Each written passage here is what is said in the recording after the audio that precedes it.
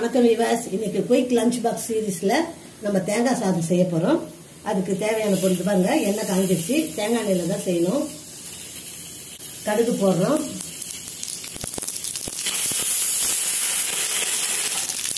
உளுந்து போடுறோம், முந்திரி போடுறோம், கடலைப்பருப்பு போடுறோம்,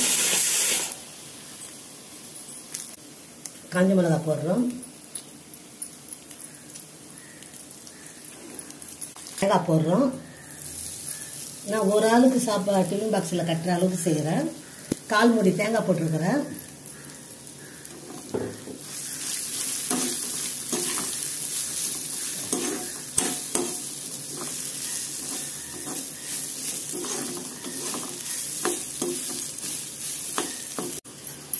கருவேப்பிலை போடுறேன்.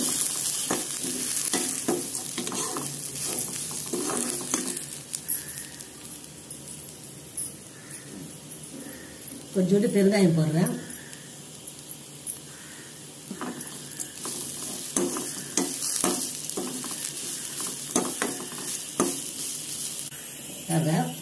கொஞ்சோண்டு சால்ட்டு போடுறேன்.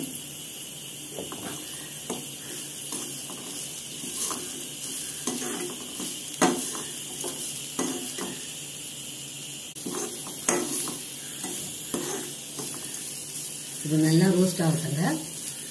இப்போ நான் அப்பளம் பொரிச்சு வச்சிருக்கிறேன். தேங்காய் சாதத்துக்கு அப்பளம் பொரிச்சு வச்சிருக்கிறேன். தேங்காய் சாதத்தில் அப்பளம் உடைச்சி விடுவேன்.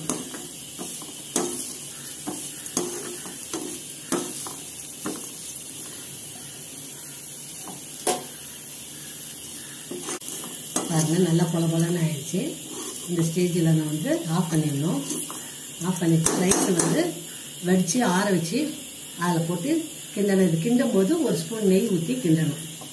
அப்பளம் நம்ம சாப்பாடு கிண்டும் போது அப்பளத்தை நுறுக்கி போட்டு கிண்டணும். சாதத்தில் நெய் ஊற்றி நம்ம இதை ஆற வைக்கிறோம். ஆறின பிறகு தேங்காயெல்லாம் வதக்கி வச்சிருக்கிறோம்ல, அதை இதை போட்டு கலக்க போடுவோம்.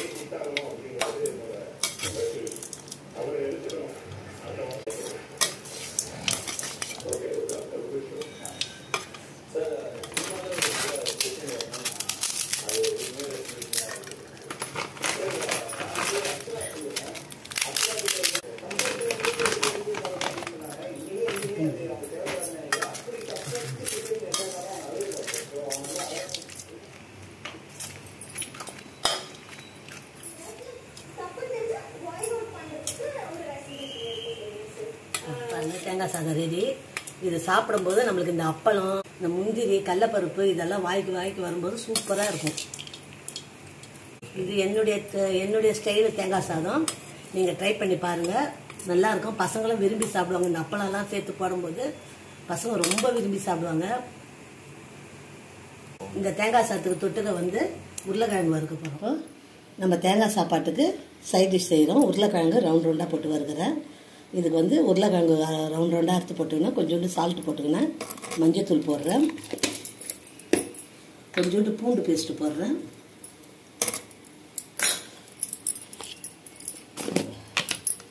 மிளகாத்தூள் போடுறேன். குழம்பு மிளகாத்தூள் தாங்க. கொஞ்சம் கருவேப்பிலை போடுறேன்.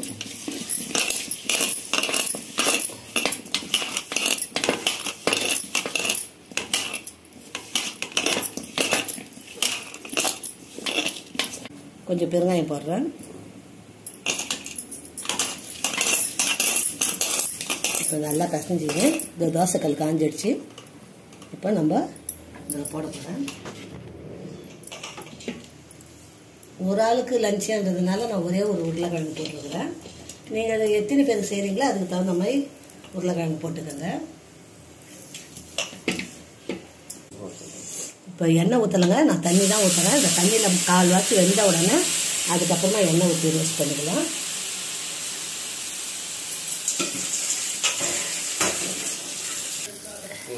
தண்ணி இழுத்துக்கிச்சு. இப்போ நான் எண்ணெய் ஊற்றுறேன்.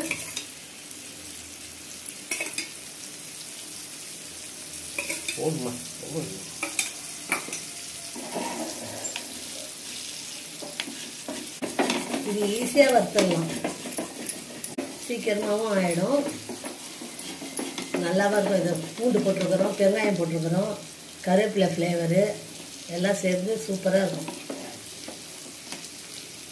தேங்காய் சாதத்துக்கு செம்ம மேட்சிங். ஏன்னா தேங்காய் சாதம் சல்லுன்னு இருக்கும், காரம் இருக்காது.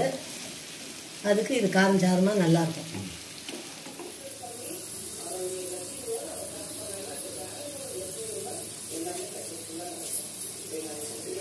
வெந்துருச்சு பாருங்க. இது குத்தி பார்த்தீங்கன்னா உள்ளார போச்சுன்னா வெந்துச்சுன்னு அர்த்தம். பாருங்க எல்லாமே வந்துருச்சு. இப்போ நம்ம தேங்காய் சாதத்துக்கு உருளைக்கிழங்கு ஃப்ரை பண்ணிட்டோம். Side dish